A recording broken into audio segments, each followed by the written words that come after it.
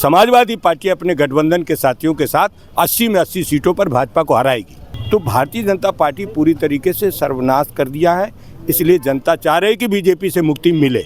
लगातार पिछड़े दलितों की बात हो रही है, लगातार देखा जा रहा है ब्राह्मण समाज हो चाहे वैश्य समाज हो, लगातार अपने महाकुंभ कर रहा है, महासम्मेलन कर रहा है, लेकिन कहीं ना कहीं एक चीज़ आके फंसती है कि पिछड़े और दलित किस तरीके से 2024 में अपने आप को प्रदर्शित कर पाएंगे, क्या कुछ कहेंगे?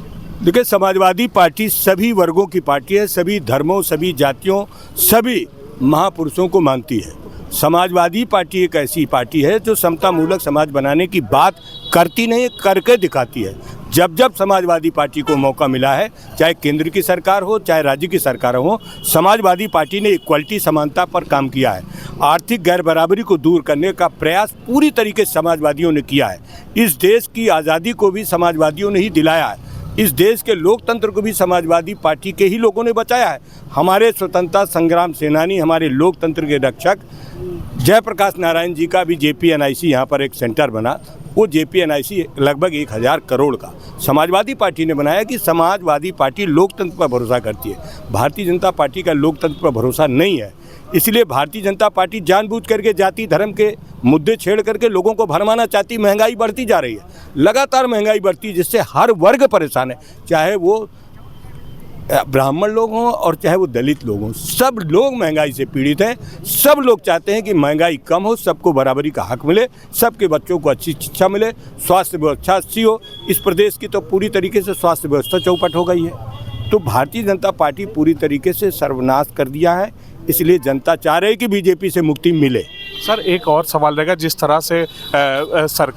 तरह से भारतीय जनता पार्टी पासमानदा मुसलमानों का पक्षधारी करती है, लेकिन वहीं देखा जा रहा है अकबर नगर की बस्तियां तोड़ी जा रही हैं, वहां रिवर फ्रंट बनाया जाएगा, नाले को नदी बताया जा रहा है, क्या कुछ कहेंगे? देखिए, भारतीय जनता पार्टी की कथनी करने में भारी भेद है। मैंने पहले भी कहा कि भारतीय जनता पार्टी दलित समाज के लोग, पिछड़े समाज के लोग, गरीब समाज के लोग, अकलियत के भाइयों, सबके साथ पक्षपात करती है और केवल पूंजीवाद को भारतीय जनता पार्टी बढ़ा रही है। सर, एक और सवाल रहेगा, अखिलेश यादव लगातार EVM को लेकर सवाल उठाते हैं और अभी भी उन्होंने कहा है कि EVM हटे तभी भाजपा का सफाई होगी, क्या कुछ कहेंगे? तो सही है, जनविश्वास घटा है, EVM से जनविश्वास घटा है। पूरे देश में EVM प्रणाली पर प्रश्न चिन्ह लग रहा है।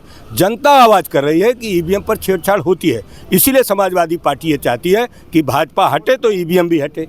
जी, 2024 को किस तरीके से देख रहे हैं? 2024 में समाजवादियों की क्या तैयारी? 2024 में उत्तर प्रदेश भारत का सबसे बड़ा राज्य है।